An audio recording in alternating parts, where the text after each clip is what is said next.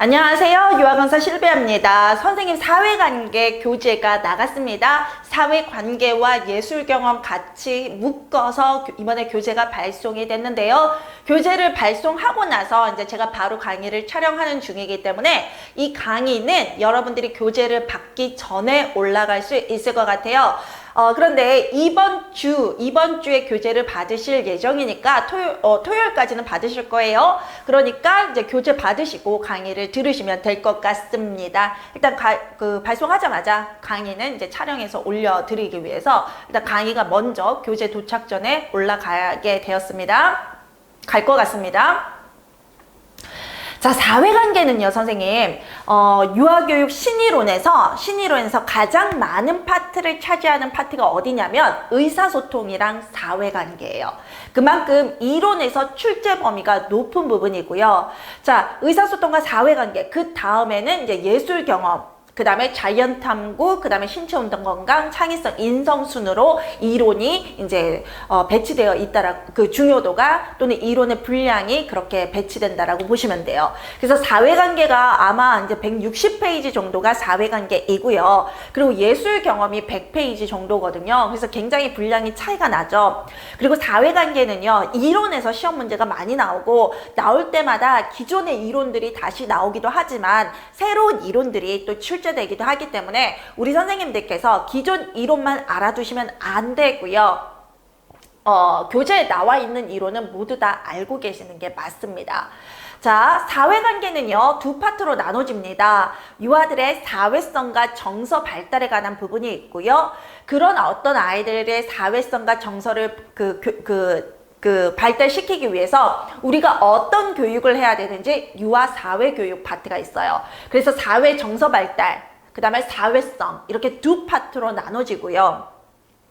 사회 정서 발달에 들어가는 부분이 애착, 자아개념, 정서, 도덕성, 성역할, 마음이론, 우정, 친사회성, 공격성, 그리고 행복 이론인데요. 여기 이제 오타가 났네요. 행복으로 바꿔주세요. 요 10개 개념이 유아들의 사회 정서 발달에 들어가는 거고요.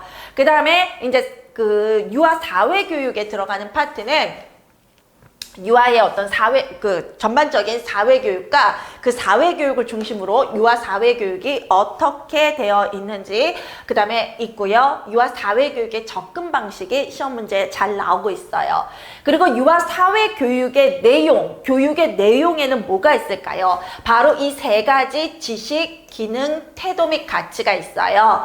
이 기능은요, 기술이라고 얘기되기도 하죠.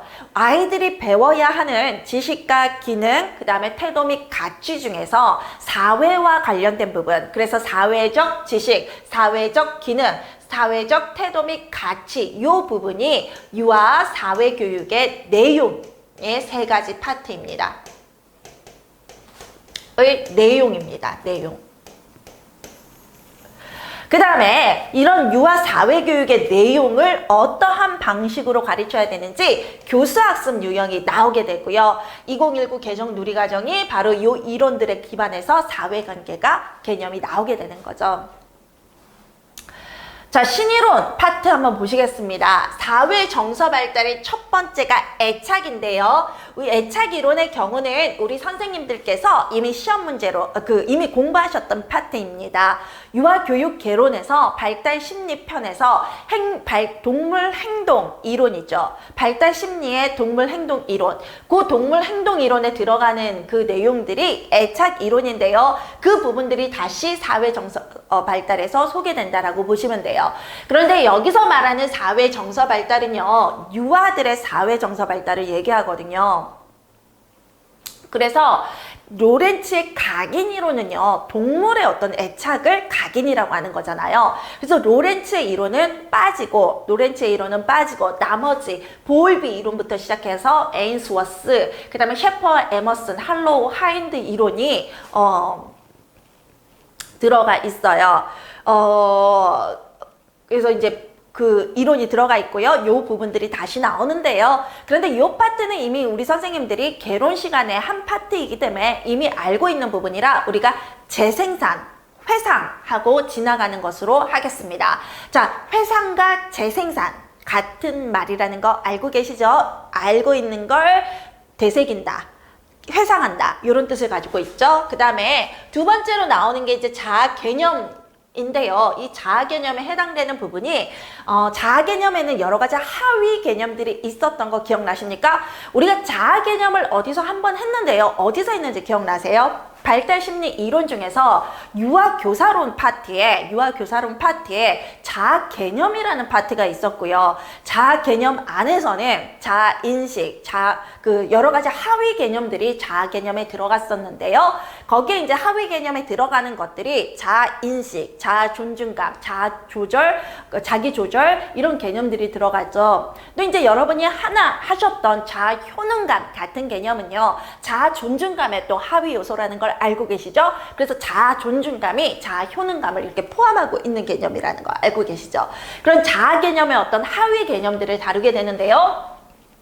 자기조절 관련해서는 비고스키 이론이 아무래도 자기조절이 이제 중심이 되고요. 올퍼트의 자아 발달 단계가 2019년에 출제가 됐었고요. 그 다음에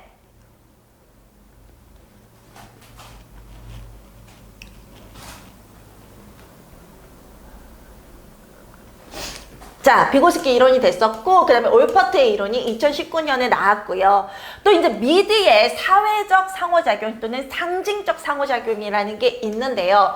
우리가 우리 자신을 바라보는 개념인 자아 개념은 우리 자신의 어떤 생각뿐만 아니라 다른 사람이 나를 어떻게 바라보고 있느냐가 이제 반영돼서 자신의 어떤 자아 개념으로 재탄생한다 그래요. 그래서 다른 사람이 나를 보는 그 어떤 그런 시각이 어떻게 나의 자아 개념에 영향을 미치는지 자세하게 그런 어떤 그 과정을 설명한 그 개념들을 설명한 이론이 가장 대표적인 이론이 미드의 상징적 상호작용론, 사회적 상호작용론이라고 보시면 됩니다. 그래서 미드 이론이 중요하게 나오고요. 그 다음에 이제 코스텔렉이라는 학자가 자기 조절의 발달이라고 얘기한 게 있는데요.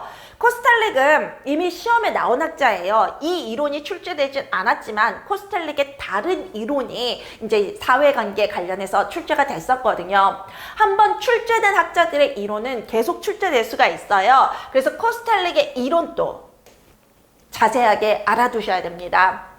나머지 학자들의 이론은 그럼 버려두느냐? 그건 아닙니다. 교재에 나오는 이론은 선생님들께서 모르시고 이제 시험장에 가신다면 당연히 결과는 좋지 않을 거고요. 이미 유아교육 전반의 전공에 대한 어떤 지식들 중에서 전공책에서 간추리고 간추린 게 강사의 책인데 그 강사의 책에서도 본인이 하는 것만 외우신다면 당연히 선생님들이 결과에 가시면 그 1차 시험 100점 만점에 50점도 못 받는다고 생각하시면 됩니다.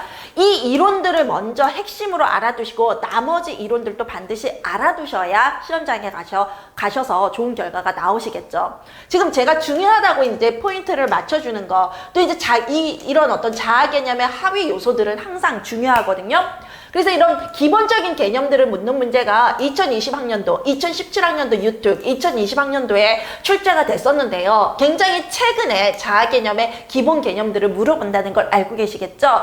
이런 개념들도 당연히 정리를 해야 되고요. 뭐 제임스 이론이나 쿨린 이론이나 그냥 모르면 안 된다라고 생각을 하시면 됩니다. 교재 안에 있는 이론은 더 이상 찝어드릴 것도 없이 여러분들이 100% 아셔야 되는 거고요. 그럼에도 불구하고 제가 이 중에서도 더 중요하다는 걸 말씀을 드리는 이유는 그것만 하시면 됩니다 라는 얘기가 아니라 그걸 중심으로 나머지 이론들을 이해하시면 됩니다 입니다.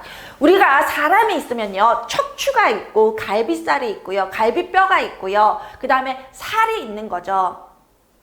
그런데 선생님, 척추만 여러분들 몸에서 척추만 남는다고 생각해 보세요. 여러분들이 인간으로서 정상적인 어떤 움직임을 할 수가 있나요? 그렇지 않죠. 그리고 갈비살만, 척추와 갈비살만 있다고 생각해 보세요. 길거리에 해골이 걸어 다닌다라고 생각해 보세요. 얼마나 끔찍해요? 그래서 여러분들이 요 중심 이론을 암기하시는 게 바로 척추뼈를 완성하는 거고요. 나머지 이론들을 암기하시는 게 갈비뼈를 만드는 거예요. 근데 그렇게만 하고 가셔도 너무 끔찍하잖아요. 해골이 시험 보러 가는 거잖아요. 그쵸?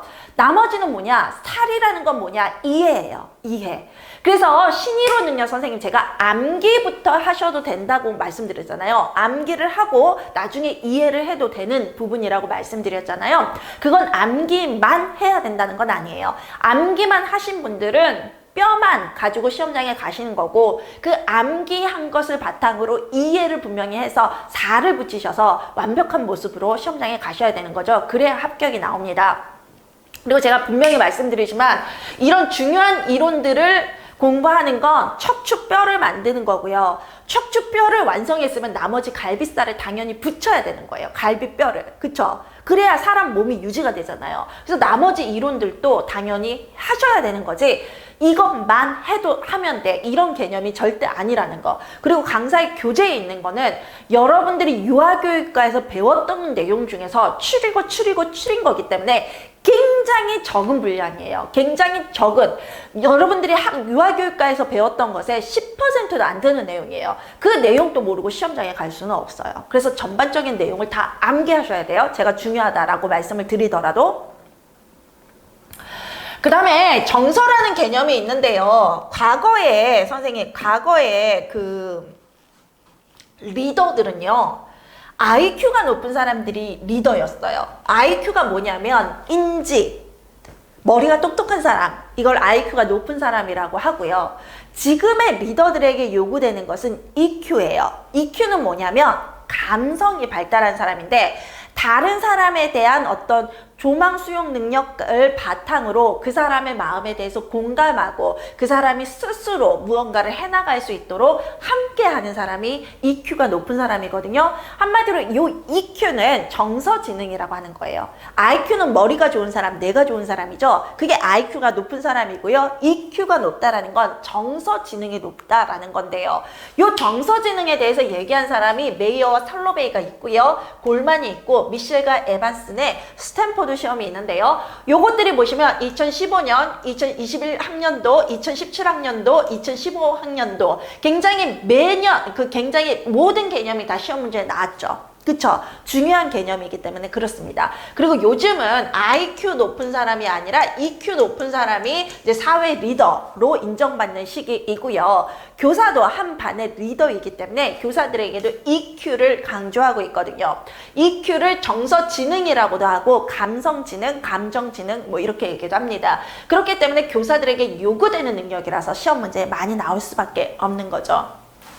도덕성은요, 우리 선생님들 잘 알고 계시는 피아제의 도덕성 발달 이론, 콜버그의 도덕성 발달 이론 이외에 아이젠버그와 길리건, 리코나 트리엘이 얘기한 게 있는데요. 이 이론들도 함께 시험 범위에 많이 나올 수 있는 이론이니까, 중요하게 나올 수 있는 이론이니까 반드시 알아두시기 바랍니다.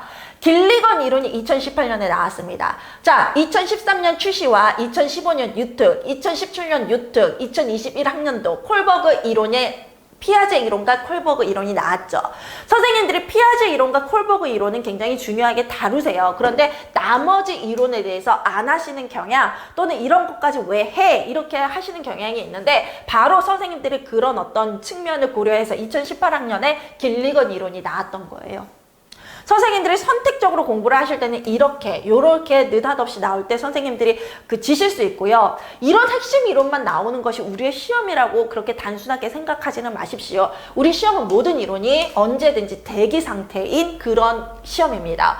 그리고 아이젠버그의 친사회적 도덕성 발달 이론은요, 안 나온 것 같지만 간접적으로 나왔다라고 보시면 돼요. 어디에서? 나중에 친사회성과 관련해서 어떤 행동 지도가 있거든요. 거기에서 이제 아이젠버그의 이론이 나왔다라고 보여집니다. 그래서 간접적으로 나온 거기 때문에 항상 이 사회 정서 발달에 소개되는 모든 이론은 시험 문제에 나오려고 대기 상태의 이론들이다. 그렇게 명심하시고 모든 이론을 알아두시기 바랍니다.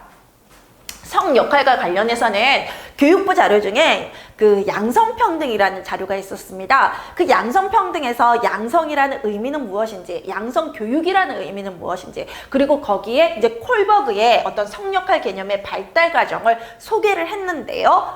그런데 그 양성평등 자료에서 성역할 개념을 소개할 때는요, 이 성역할 개념의 발달 과정이 콜버그 이론이라고 소개하지 않았어요. 그냥 이론을 정리를 했는데, 실제 시험에서는 콜버그 이론이라고 시험 문제에 출제가 됐던 거예요. 우리는 교육부 자료에 학자 이름을 제외하고 소개할 때가 있고 넣고 소개할 때가 있는데요. 실제 시험에 나올 때는 학자 이름이 들어가서 나오는 경우가 많습니다. 그래서 그 교육부 자료 책에서 2013학년도, 2017학년도, 2018학년도, 2019학년도 이렇게 문제가 출제가 됐었습니다. 그 다음에 이제 이론적으로 슬라비아 플레이 이론이 있고요. 길리건, 여기서 막 얘기했던 도덕성 발달 이론 출제됐던 그 학자인 길리건이 성역할 개념 발달에 영향을 미치는 요인에 대해서 학교가 어떤 영향을 미치는지를 얘기한 게 있고요. 마음이론이라는 개념이 2013년, 2016학년도 유특, 2018학년도, 2021학년도인데요. 마음이론이 이렇게 새롭게 이제 나오는 추세입니다. 마음이론 또한 피아제 이론을 근거로 나오게 됩니다. 피아제가 아이들은 자기중심성이 강한 시기라 그랬죠. 그쵸? 그런데 이제 그러다가 점점 타인에게로 관심이 옮겨지거든요.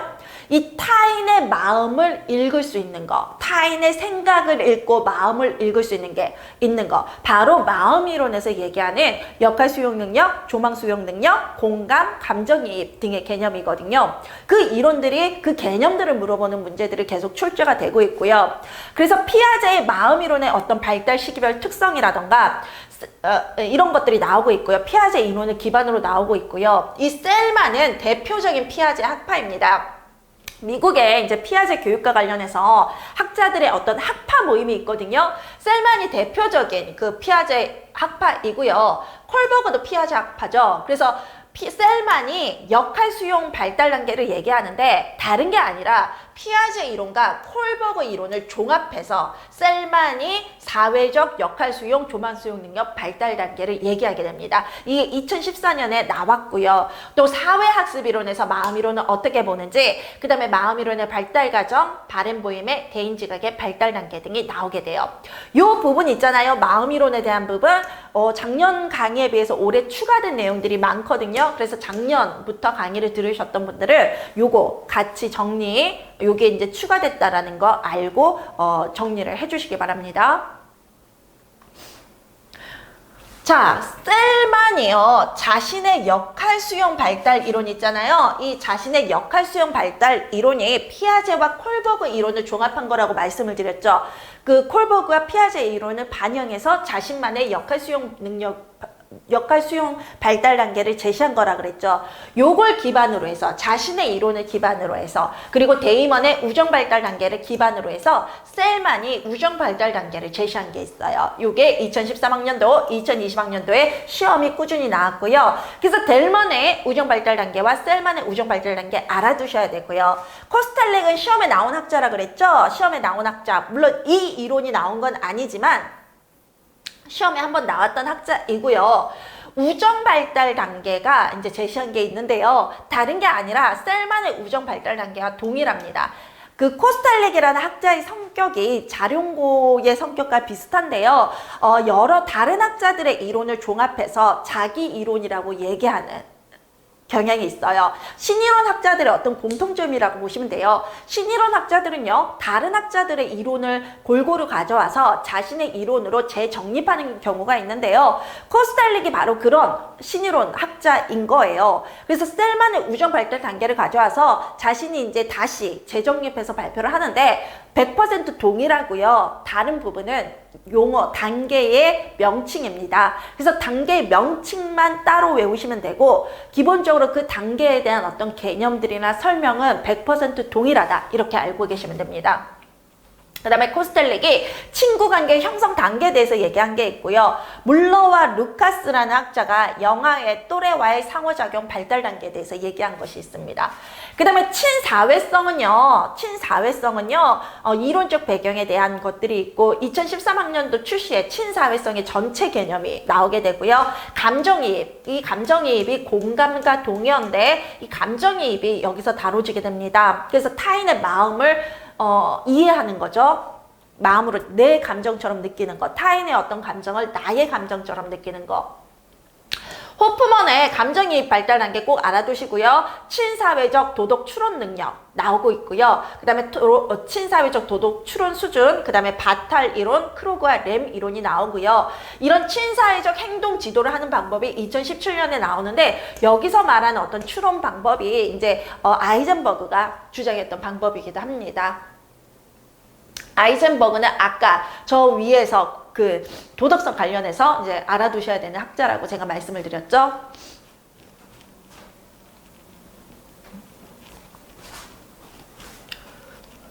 그 다음에 공격성 이론이 있는데요. 공격성의 유형에 대해서 시험 문제가 나오고요. 또 공격성이라는 게 아이들의 연령에 따라서 어떤 변화 양상을 보이는지 그 부분이 시험 문제에 굉장히 중요하게 나오고 있는데요. 2015학년도, 2021학년도, 2021학년도 유특에 나오고요. 공격성의 대표학자 하트업이라는 학자가 기출문제에 언급이 됐었습니다. 그 다음에 공격성의 원인과 지도 방법 등이 있고요. 그 다음에 행복이론도요. 지금 시험 문제에 나오지는 않았지만 시험 문제에 나오기 위해서 대기 상태인 이론이라고 보시면 돼요. 디너라는 학자가 행복이라는 개념을 정의했고 그 다음에 셀리그만 후퍼라는 학자가 그 행복의 요소들에 대해서 얘기를 했었습니다. 이런 유아들의 사회 정서 발달을 긍정적으로 발달시키기 위해서 어떤 교육이 필요하냐가 유아 사회 교육이겠죠. 유아 사회 교육은요. 유아 사회 교육 단독으로 나왔다라기보다는 전체적인 사회교육에서 유아는 어떻게 교육할 건가 유아 사회교육 측면이 나왔다라고 보시면 됩니다. 여기 말하는 NCSS는요. 전미유아교육협회예요.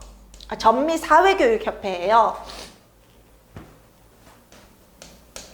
사회교육학자, 교사들의 전체 모임이랑 미국 전체의 모임이라고 보시면 되고요. 우리 유아교육계도 NAEYC라는 전미 유아교육의 협회가 있잖아요. 그래서 유아교육 전체의 모임이 미국 내의 전체의 모임이 NAEYC이듯이 사회교육과 관련된 미국 전체의 학자들의 모임이 전미 사회교육이에요. 이 NCSS에서 사회교육에 대해서 말하는 부분들을 여기 유아 사회교육에서 반영을 해서 나오는 거고요. 여기 보이는 우리 교육부가 제시한 유아 사회교육이 바로 이 NCSS의 10가지 주제를 바탕으로 유아에게 가르쳐야 되는 내용을 선정한 건데요. 그게 바로 여기에 나오는 사회적 지식에 해당하는 파트예요. 그런데 요게 이제 교육부가 어떻게 2017학년도에 물어봤냐면 NCSS가 제시한 유아 사회교육의 내용 중에서 이렇게 얘기했어요. 요거 어디에 속하냐 이런 문제가 나왔어요. 그래서 교육부는 항상 이래요. 자신들이 발표한 것을 자신들의 이름으로 물어보는 게 아니라 자신들이 반영한 학회나 어떤 학자의 이름으로 물어보거든요. 그래서 콜버그의 이름으로 물어보고 NCSS의 이름으로 물어보고 이렇게 하는 거거든요. 그래서 선생님들이 NCSS라 그래서 여기를 답하시는 게 아니라 우리 이제 교육부에 나온 요 부분을 이제 알고 계셨어야 했던 거죠. 그리고 사회교육과 관련해서 사회교육 본질에 관한 모형이 있는데요. 이 사회교육과 관련된 내용을 바탕으로 유아 사회교육이 나오게 되는데요.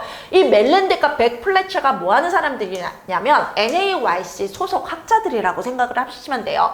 그래서 요 NCSS가 저기 전미 사회교육협회잖아요. DAP는 발달에 적합한 실제죠. DAP. 근데 누가 이거 만들었다 그랬어요? NAYC가 만들었다 그랬잖아요. 그렇죠. 그래서 이 멜렌드과 백 플래처가 NCSS와 NAYC의 어떤 이론을 종합해서 유아 사회교육의 목표를 제시한 거고요. 우리 교육부는 NCSS와 NAYC를 종합해서 유아 사회교육의 어떤 내용 측면 이것을 이렇게 제시했던 거예요. 그 다음에 채핀과 메식이 유능한 민주시민이 되기 위한 구체적 목표를 제시했고 시펠트라는 학자가 유아교육 학자입니다. 유아교육과 교수, 유아사회교육 시 유아의 흥미를 가져오는 요인에 대해서 발표를 했습니다. 그 다음에 유아사회교육의 접근 방식은요. 여기에 보시면 아시겠지만 시펠트, 여기 나오는 유아교수 시펠트와 뱅크스의 유아사회교육의 접근 방식이 2014학년도, 2016학년도, 2018학년도, 2019학년도 출시에 나왔어요.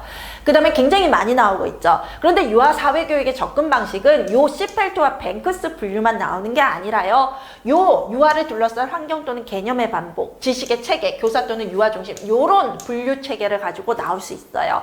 그래서 접근 방식이라는 건 하나만 있는 게 아니고요. 그것을 분류하는 기준을 무엇으로 보냐에 따라서 이렇게 분류할 수도 있고 저렇게 분류할 수도 있고 또 다른 방식으로 분류할 수도 있는 거예요. 4가지 방법으로 분류할 수 있는데 분류가 되어져 있는데 현재 이제 여러분들의 전공서에는 시험 문제에 나온 부분은 이 시펠트와 뱅크스의 유아 사회교육의 접근 방식이다. 그렇게 많이 나왔다. 나머지 부분들도 언제든지 나올 수 있다. 그렇게 알아두시기 바랍니다. 그 다음에 다문화 교육이 2017학년도에 나왔고요. 세계시민교육 알아두셔야 되는 개념입니다.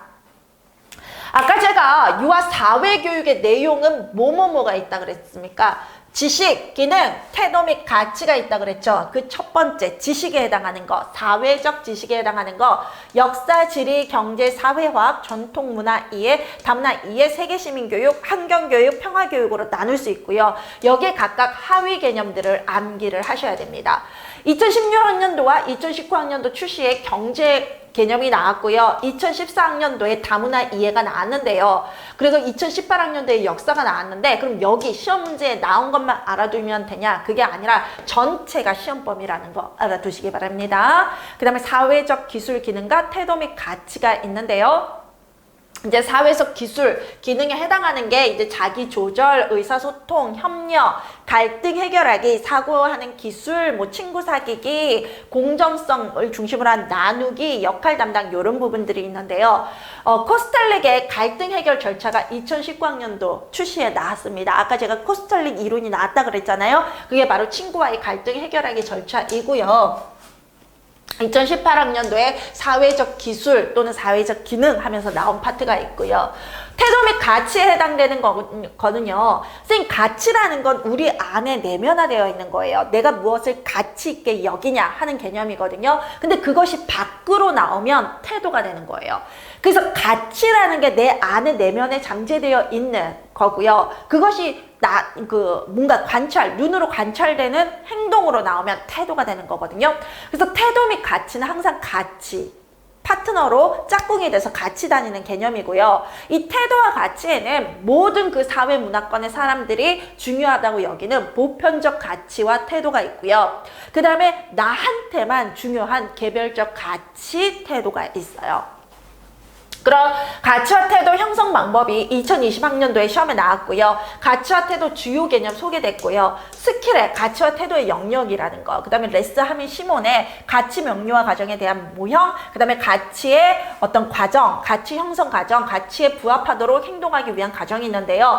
한마디로 가치 형성 과정이라고 보시면 돼요. 이 두 이론은 같은 이론입니다.